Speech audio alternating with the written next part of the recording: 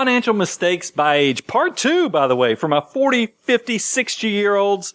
We're going to tell you all the ins and outs so you don't make those mistakes. Or if you're a 20 or 30-year-old, so you know what to go ahead and prepare for. So excited to jump into this content today, Bo. It's Brian Preston, the Money Guy. Welcome to the Money Guy Show. I'm your host, Brian Preston.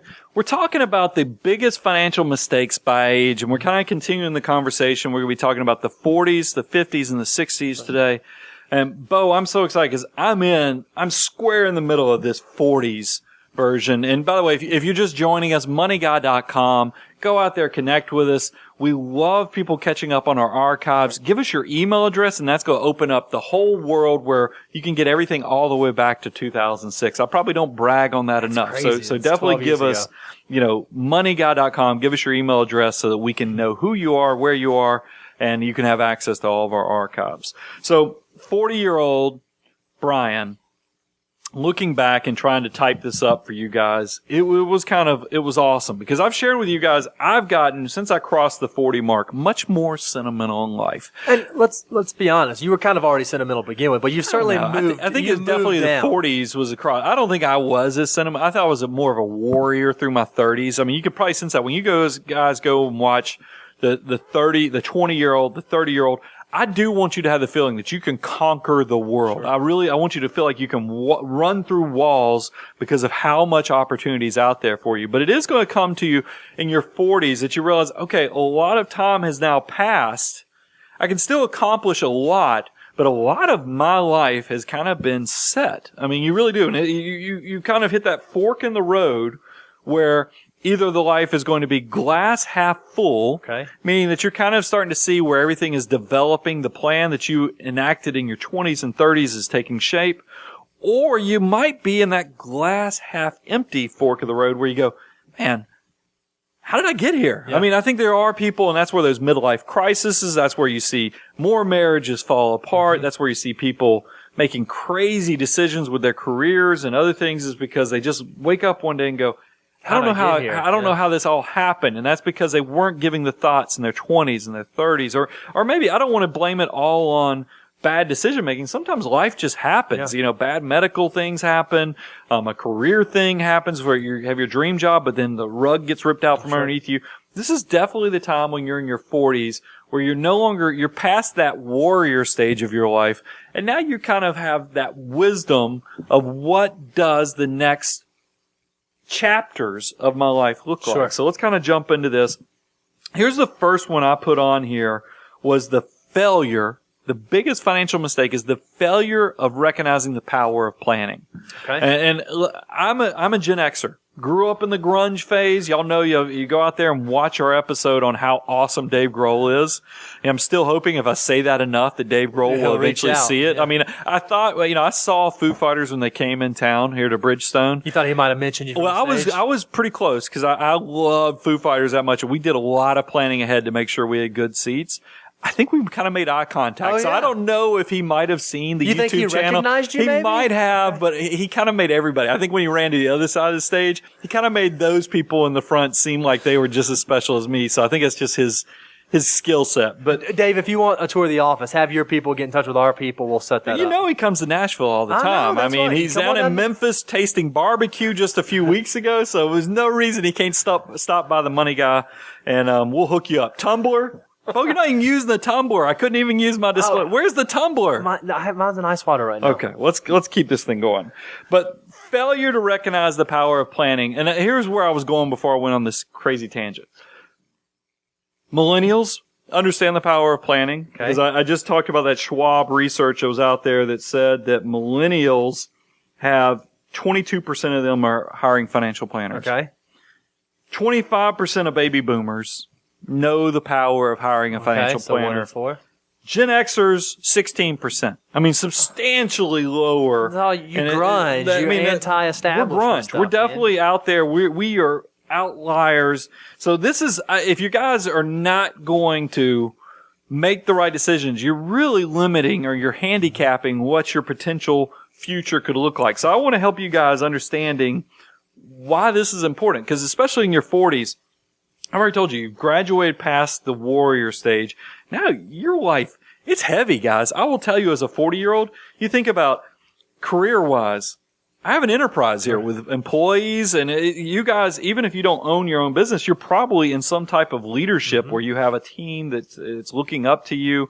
So your decisions and your responsibilities are big in your 40s. Your family, you got kids probably, more than likely in your 40s, you got kids. You're trying to make sure you don't screw them up. I mean, believe me, all of us get our kids and we go, oh my gosh, nobody told me how this was all going to go down. Even if you come from a good family, you're realizing none of us really know what we're doing. I mean, as much as nobody likes to admit that, we all are just falling forward, hoping that this thing doesn't run off the rails at any point in time. It was a wonderful description of parenting I've ever heard. No, it really is. And then you add on top of the career and the family stuff, this is also a time where you better be gelling what your retirement and financial life looks like, because otherwise this thing's going to get ugly in your 50s and 60s. It's really going to be ugly if you're not doing what you're supposed to. And then more than likely by the time you're in your 40s, you've got your footprints in the community too. People know, you're trying to get involved with your church or with your civic organizations, with charities. I mean, there's a lot of balls in the air. That's why I picked on my 30-year-olds on the previous segment, and I said, don't go seeking complicated, because complicated happens naturally. Right. Here is your proof. I just named off everything that kind of at night you wake up going, oh my God, did I get it all done today? Because life gets heavy in your 40s. So you better be understanding the power of planning, because otherwise your life will just pass, and a lot of this stuff will just not turn out as good as it should. Here's the next financial mistake I think 40-year-olds make, is assuming you will live forever and not taking care of loved ones. I have got to tell you, I have had some very uncomfortable conversations where super successful spouses, husbands or wives, depending upon who makes the money. And by the way, in this day and time, there are no stereotypes. It's not traditional. Because, right. I mean, we see success from all angles. But one of the things that breaks my heart is when I will talk to the big earning spouse about, hey, you got to have life insurance, you got to have disability insurance, and all this other stuff. We realize we don't sell insurance. I don't want anybody hearing this going, man, another one of these insurance hack jobs. No, I just want you to have the protection. Right. And it breaks my heart when the income producing guy or girl will say, I'm never retiring. I'm going to work. It's fine. I love my job. Things are good. Why? I think that's an expense that's just unnecessary. And that stuff bothers me. It's the same thing.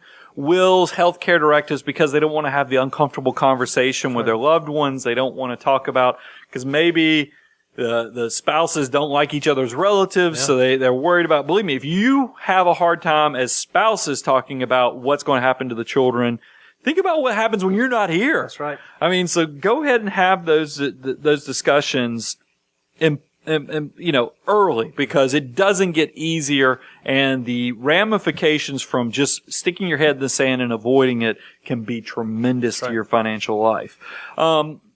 Here's another thing I put on here is another huge financial mistake I think 40-year-olds make, is getting distracted and investing in things that you have no business messing with. Yeah. I think it's, I pick on the 20-year-olds because you're in the 30-year-olds because you're trying to get into complex things because you think that's the sexy side of what success does. The same thing kind of carries over for 40-year-olds. There's a reason they have these things, and you guys in the medical field, please forgive me, but they're called dumb doctor deals for a reason. Yeah. Should I have said that out loud? Well, we dumb doctor deals. I mean, there's all kind of private placements, sexy exotic investments that have doctors. I think these things, I would love to see that stat. I'd love to know the percentage of all these private placements that are funded through the medical field, whether it's doctors, dentists, and elsewhere. Did I go too strong with that? No. And so one thing I think that's interesting is in your 20s and 30s, you want to be able to access some of this stuff. So you go seeking it, you go look for it. Well, in your 40s, there's a chance that maybe you've had some success and your income or your assets are at a level. Well, now you actually do qualify for some of these types of things, and rather than you having to go seek them out, they come and find you. Yeah. And you start getting bombarded with all of these once-in-a-lifetime opportunities or these private black box deals or these things that you can't miss out on. Rather than you going and getting them, they're just showing up on your doorstep. And you start buying into the hype of, oh, maybe I do need to do this thing now, or maybe this is the time that I go get my hand in rental real estate or in property development or in those sorts of things. And look, that's not to say a lot of these things actually go probably turn out pretty good. Right. I mean, me and my neighbors have some discussions all the time, and they've made lots of money. My only point on this is make sure you have your pyramid of building financial assets and checking the boxes. That was not a pyramid. Your pyramid's a circle. Well, that's because I didn't want to put the top on it, because that's where I was going next, was to put the top. You have to cover the base. You have to build your foundation. Okay. So then you can put your top. That's almost like doing YMCA, No, that's isn't awesome. it? Yeah, you have to go on YouTube.com If you're not watching to this on see that. YouTube, go watch those hand motions. What I mean by that, though, is that these things can turn out well. I'm just trying to make sure you cover the foundational savings goals first. So in case these private equity deals where they're making you show that you're an accredited investor goes bad, it doesn't derail the rest of your financial life too. It doesn't mean these things are bad. They're not, I want to make sure you keep your priorities right. Sure. The last thing I'd put on here, I have so many people that want to talk to me about rental property. I think it's because if you go listen to shows on passive income, one of the easiest ways is through real estate. That's right. And look, real estate's outstanding. But Sometimes. sometimes. But if you can't even caulk your own, house, or you have trouble fixing any plumbing in your house, you probably don't need to be buying a rental property because you're going to get taken advantage of by everything that goes wrong with this piece of property. So be careful. Just know what your limitations are and don't go getting distracted when you haven't covered your basic foundations. Here's another big financial mistake, not having discussions about money with family members. And this is twofold, because you got to look up to your parents and you got to look down to the kids. Both of these boxes need to be checked. When your parents are getting a little bit older, this is the age where you better understand what they've got going on. And what their wishes are. What are they hoping to accomplish? Because unfortunately, they too are going to begin being bombarded with folks who might not have their best interest at heart. I mean, well, and also you need to find out, I got to tell you, I have seen several stories of clients where parents were getting older, and then they go in there and they start getting a handle of what their parents have going on financially. Or maybe it's just one parent because one's already passed away and they're getting a little bit older, where you find out that you have a parent that is hiding thousands of dollars in curtain rods there's all kind of crazy things. Or you find out that your parents are paying money to some scam because they don't realize it's a scam. You need to know what's going on with your parents' financial life so that you can give them the guidance or at least be part of the discussion. That doesn't mean you're trying to take away their independence. You're just trying to make sure that we're all having discussion on it. And part of this is selfless and the fact that you want to help your parents and you want to make sure that their quality of life is higher. But there's a small portion of it that is selfish also, because if you don't get these things figured out now, you're going to have to figure them out at some point. And it's much easier to do when your parents are here and available. So let's cut to the kids. You got kids, and I've picked on the 20-year-olds and told them, please get out of the house as fast as possible. I'm trying to give you guys a head start in your 40s who have, teenagers. You need to go ahead and start laying the groundwork so that they're going to make good financial decision making from childhood so that they don't live and turn into economic outpatient care adult children down the road. So go ahead and start making those investments now in your children when you're in your 40s so that they can hopefully be independent. Because that is, if you look at Millionaire Next Door, one of the principles of success that they talk about, the foundational items, is the fact of, are your adult children taking care of themselves? Because that's going to help you tremendously. So the next financial mistake that 40-year-olds are making, and this one is not financial, but it does have a financial impact, is neglecting your health. This is one, Bo, I'm mid-40s now. I have recognized, and I went into my 40s knowing this is because I had a pastor who was not that much older. He was probably 6-7 years older than me. But I was in a small men's group with him, and he was sharing his journey because he was doing like half marathons and stuff. And people asked him, well, why did you start running? What got you in running? He goes, I turned 40.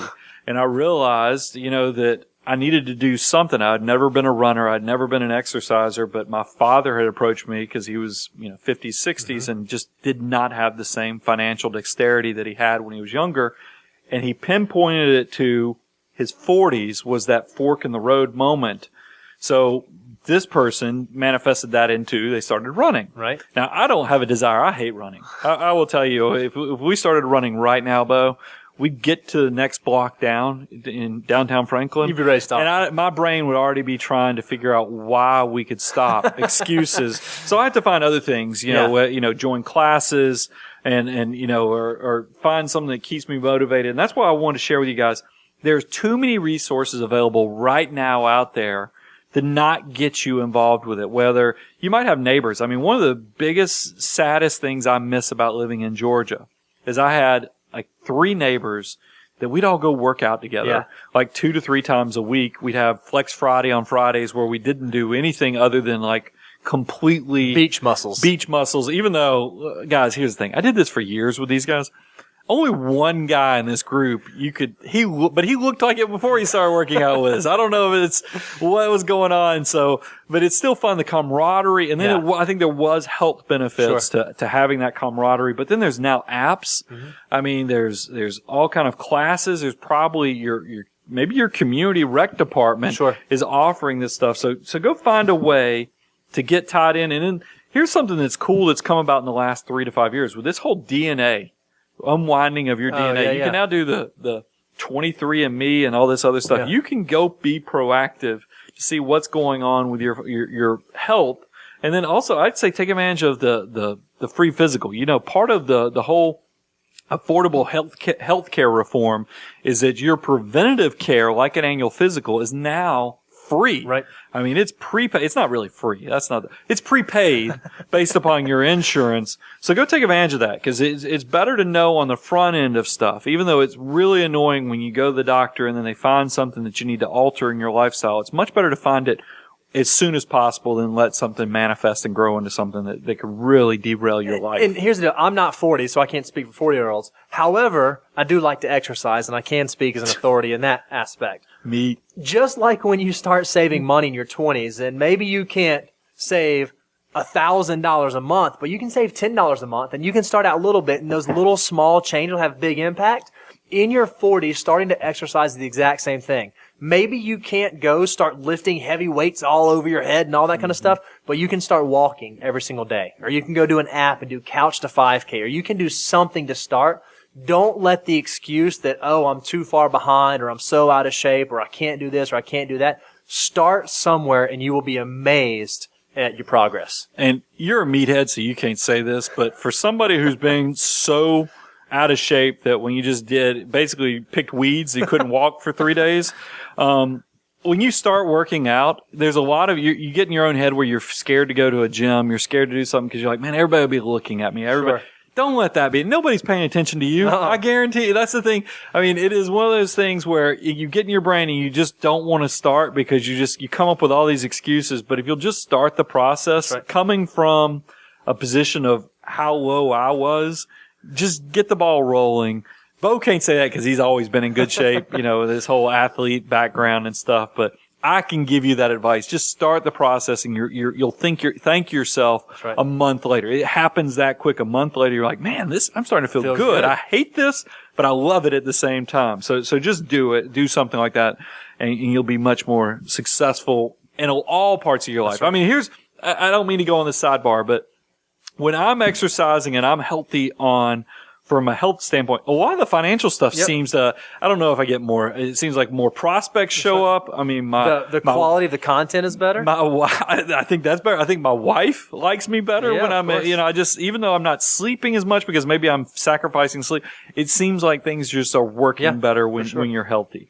Let's kind of close down the mistakes for 40-year-olds by talking about prioritizing investments. I've been doing this exercise now for the 20-year-olds, the 30-year-olds. I'm saying, what does $1 turn into when you're 65 years old? When you're 40 now or 45, you only have 25 years or 20 years, which is still a long time, but it's not the same as the 45 years or the 40 years that a 20 and 25-year-old has. So if you think about but the number drops again. When you're saving in your 40s for 65, I dropped the assumed rate of return down again. For a 20-year-old, I use 10%. Okay. 30-year-olds, I use 9%. For a 40-year-old, I dropped it down to 8%. Because remember, as the older you get, you are probably doing a glide path with your asset allocation where you're taking less risk. Yep. So you can't expect as much from your portfolio if you're dialing down that risk, because you're doing this so you don't lose it all for the next great recession. Right. So a 40-year-old who puts $1 away, growing at 8%, and for the next 25 years, because you're counting until 65, the end of your 65th, is $1 turns into $7. That's still pretty incredible. It's I mean, not when you double think digits. about it, This it's is the still first pretty incredible. decade that is not double digits, though, because remember, your 20-year-old self, $1 turns into $88. I mean, talking about, woo. I mean, that's a Ric Flair whoop. I mean, that's big. I mean, $1 turns into 88. 40-year-old, just at 20 years, turns out $88 into $7. A 45-year-old, that $1 turns into $5. Okay. So you're starting to recognize, because here's the thing. If you're a person that made really good decisions when you're a 20-year-old, really good decisions when you're a 30-year-old, when we mentioned to you that your $1 is going to turn into $7, you're probably not freaking out, because what that means for you, because remember, one of my financial goals, and I've heard a lot of you guys, I think you should set financial goals as soon as possible. I had one when I was 30 years old. I wanted to make $100,000. Sure. Didn't make it. It took me until I was 31, 32 to make $100,000. By the time I was 40 years old, I wanted to have $1 million liquid, not counting house. I wanted to have $1 million liquid.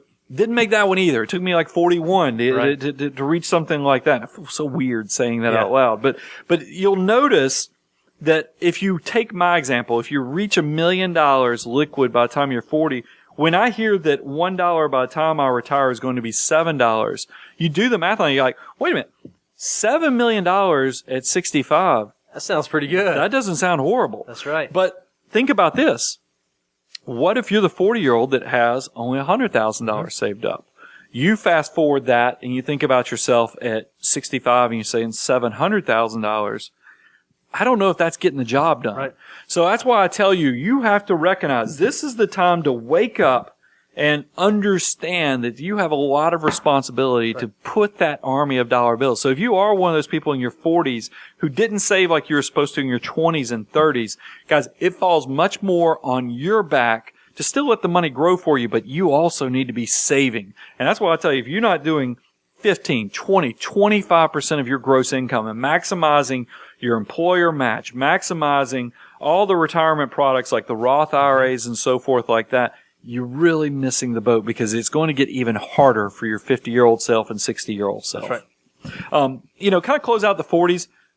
As you can tell, this is a powerful decade, I think, for a lot of decision making. I'm in the middle of this one. It's still an exciting time where I think you have enough time with 20, 25 years in the future that you can correct a lot of mistakes you might have made in the past. So take advantage of that and have the opportunity to have that glass half full moment in your 50s and 60s and be successful and have the financial life you always wanted. That's perfect. So let's talk about the 50-year-olds.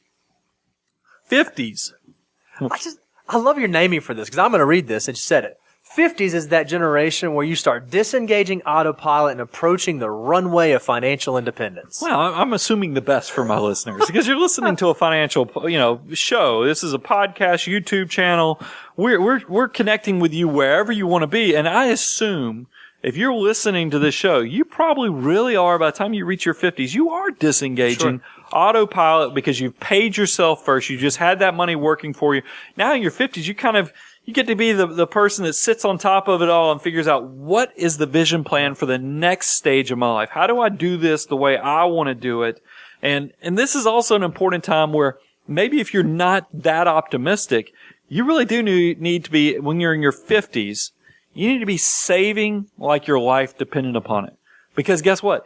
Your 60-year-old, your 70-year-old, your 80-year-old self, your life really will depend upon it. Yeah. So you've got to save as much as possible. But here's a cool thing about once you cross the 50 mark. The government says, you know what? Let's give this thing called a catch-up provision to these 50-year-olds. Let's go ahead and give them a sweetener in the tax code and let them save a little bit more. So I tell you, if you're over 50, you should take advantage of, because if you're waking up and realize I need to save even more than I've already got in the bank, take advantage of, for IRAs, it's $1,000 if you're over 50. So this year, 55 to 65. Yeah, so you get to add on top of the base level contributions, you get to do a whole nother $1,000 on top of the $5,500 that's base level. That's right. And then 401ks, they get to put $6,000 on top of it. So 18,000. Yeah. All the way up to 24,500. Yeah, so that's $6,000. That's a lot of money that you get to add to your retirement. And then HSAs get into it. For 55-year-olds, it's not 50, but it's 55. You get to put another $1,000 in those HSAs. And remember, HSAs, triple tax advantage. We've done shows on that. But also, if you save enough for your insurance and you still have money left over, HSAs can be used for retirement. So your 60-year-old, your 70-year-old self might thank you for funding those HSAs when you're in your 50s. So it's something to consider. Here's a huge financial mistake I see 50-year-olds make is not ending their relationship with debt. There's a time when you have to say goodbye. It really is. I think we all, unfortunately, most of us have a relationship with debt, because you think about your 20-year-old self, you get that first credit card, you're hopefully very responsible with it, not using it. Then you get in your 20s or 30s, you get your first mortgage.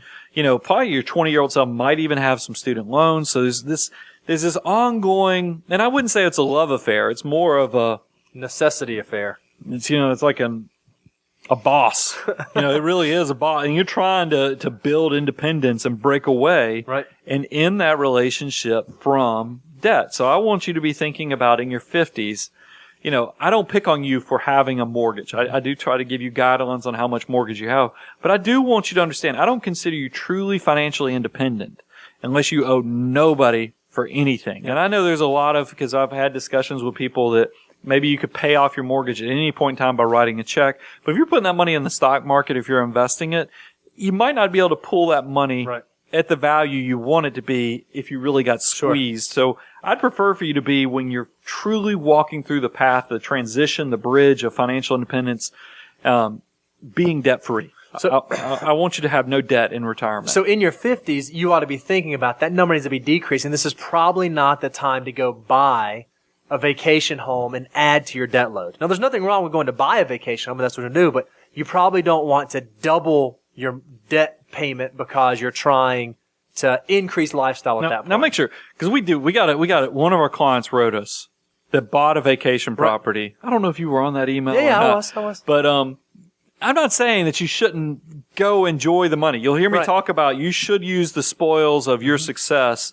but they didn't go take out a mortgage. They didn't go mortgage it. They didn't mortgage their future. So that's a great point. I just want to make sure that we don't lead people astray because I don't want to, a client writing saying, you told me I was okay to go buy that condo. And then no, there's more going on there.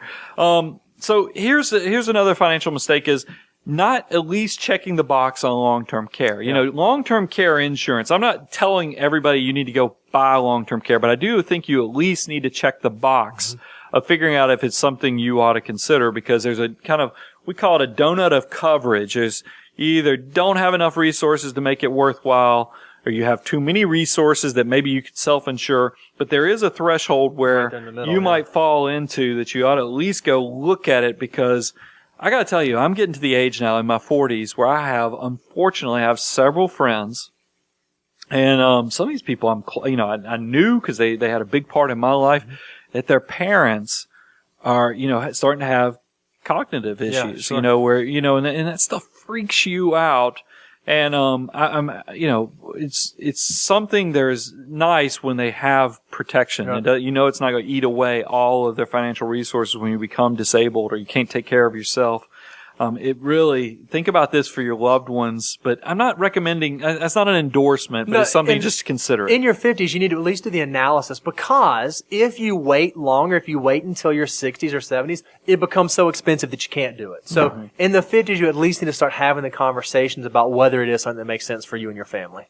The next one is a big one for financial mistakes, is not kicking the kids out of the basement.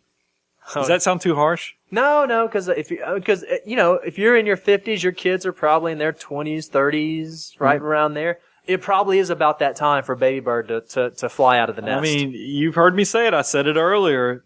Financial success, if you look at that Millionaire Next Door, they talk about characteristics of those people who are the Millionaire Next Door. Is one of the success traits is that your adult children do not receive economic outpatient care. So Let's get those kids out of the nest as soon as possible. And that's going to be best for them too. While it feels like you might be helping them now, it's actually going to serve them better to allow them to begin to build their own foundation. Since we sounded so much like Scrooge McDuck, you see how I brought in something from a previous show where we had to ask our YouTube viewers what the answer was. This is the next one I have is not understanding the saying that it's better to give than to receive. Because all these other things I've talked about, kicking kids out of the basement and everything, sounds like you're tight. You're kind of miserly. Right. I do think I want to encourage my people who are in their 50s. You've had success. This is the time where you can start thinking about, is there a way for me to pay it forward? And it doesn't have to just be with your kids. Maybe you can go mentor. Maybe you can go get involved in the community. You can go find organizations to give back with.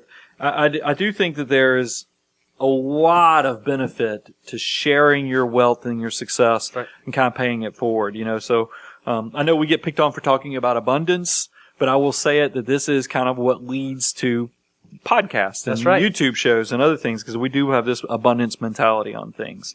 Let's talk about the 50-year-old and their investments. Okay. This is not as exciting as my 20-year-old, 30-year-olds, 40-year-olds, but here's where it is for 50-year-olds. Remember, when you're in your 50s, I'm trying to tell you what each dollar is going to turn into for when you turn 65.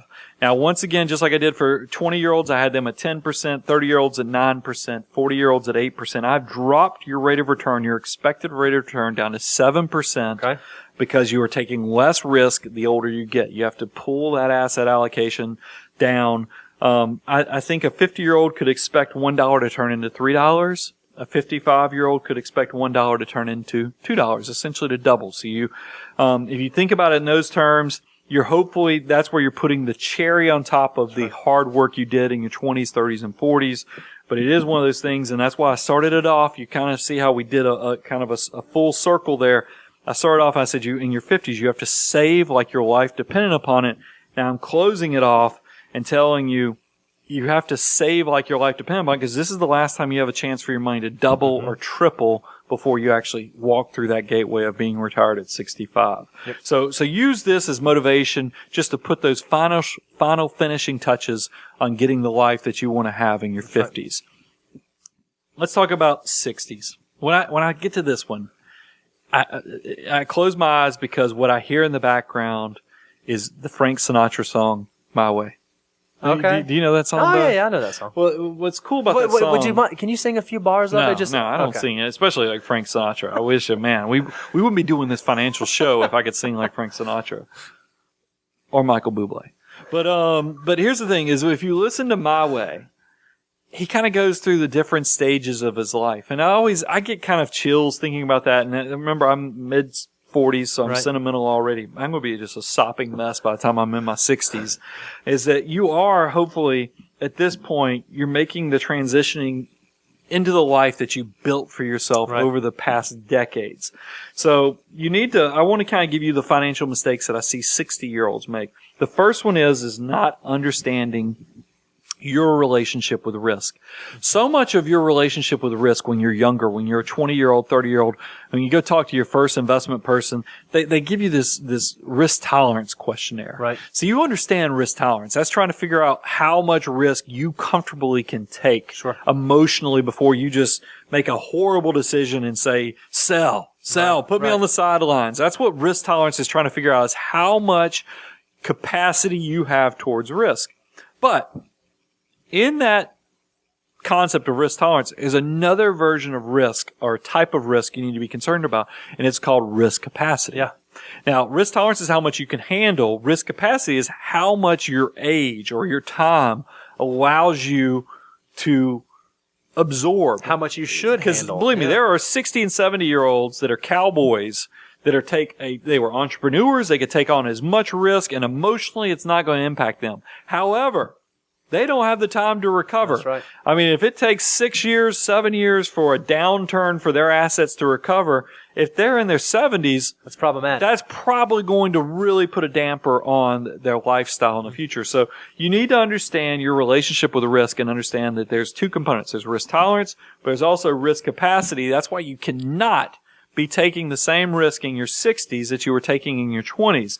You need to understand that you've got to adjust these things. You've got to lower your asset allocation to what you expect from the portfolio. But then there also is the other side of that coin too, right, Brian? So how many times do we get this question? Okay, I'm going to start investing, and then when I get to 65, my portfolio is invested, and then what do I do? Do I just cash it out? Go to cash. Get CDs? Put in CDs. And that's not the prudent decision either, because if you think about retirement, if you're starting at 65 and we're going to have estimated life expectancy of 87, 95, 100 years old, you need to have a portfolio that can sustain that. And I just don't know that a portfolio of CDs or cash or coffee cans in the backyard is going to do that. So you need to understand really what your correct risk appetite should and could be. Yeah, so it's not going to be, it's kind of like a Goldilocks. You're not going to go to an extremes. You don't want to be too aggressive, but you don't want to be too conservative, because, if you think about inflation, man, it robs you like a bandit in the night. Right. So you be careful. You don't want as we get into higher interest rate environments, it's great that your savings are earning more money, but you want to make sure that, cost of living is not eating away at the principal value of that money. And that's probably a great transition into the next big financial mistake, is not appreciating the size of your enterprise and making and treating it accordingly. Mm-hmm. What I mean by that is, it's not uncommon by the time you're in your 60s, your assets are like a small corporation. Yeah. If you think about it, what are corporations? What differentiates a big corporation from like a small business? Is, a small business starts out and it has, just the owner, and he's out there toiling in the fields all by himself, trying to make sure that he's generating business, paying the bills. But by the time that small business turns into a corporation, you got a lot of employees. Uh-huh. You got people that are doing the work you don't want to do anymore. Right. So the enterprise is completely expanded. But I'm shocked when we talk to 60-year-olds who are so good with their money, but they're so scared. They're so tight about spending money. They will make a $200,000 mistake by meaning they have the wrong asset allocation. Yep. They'll make the wrong, or have lots of cash sitting on the sidelines. Losing money to taxes. So that they don't pay $10,000 in fees. Yeah. We see that all the time. So give respect to the fact of how big your financial enterprise is. Maybe this is the stage where, I'm hoping you don't wait until your 60s, but, I'm hoping you look at this in your 40s, you look at this in your 50s, look at this in your 60s. You will get to a size of your assets that you don't feel comfortable making the decisions anymore. And that's, try to get somebody who will help you, be your teammate, collaborate with you, look over your shoulder and make those right decisions. But what you do have to make sure of is that team, that person you're partnering with, that teammate that you're getting, you need to make sure you get a good one. Because unfortunately, another big mistake that we see people make in their 60s all the time is they align themselves with the wrong person, maybe sells them a product they don't need. Now, being sold a product that is very good for the person selling it, right, not necessarily good for the person that's getting it. Now, I'm going to give you two examples. I feel I get nervous when I say this because everybody thinks I'm throwing an entire industry under the bus. And there is that risk, but that's not what I'm saying, because some of these things do have some planning opportunities. Mm-hmm. It's just I want you to be aware of understanding how everything works and knowing if this really is, you've checked all the boxes to know if these two products make sense for you. Because we see it, Bo, when you talk about being sold a product you don't understand, you see a lot of annuities that are sold to people. You see a lot of, there's a reason that you see so many commercials for reverse mortgages. Yeah. And like I said, these products might fit into your sleeve of what you need, but you just be careful if all times, every day, 7 days a week, 24 hours a day, your advisor is always recommending an annuity or an insurance-based product. It might tell you a little bit something, but that doesn't mean that these products are all bad. It just means you just need to make sure that it fits into your portfolio or your basket of how your financial life is run accordingly and correctly. Exactly right. So here's the part that I pick on 60-year-olds. I pick on 50-year-olds about this too, but it really felt like this was the time to look at it, was failing to enjoy your financial life you have built. Yeah.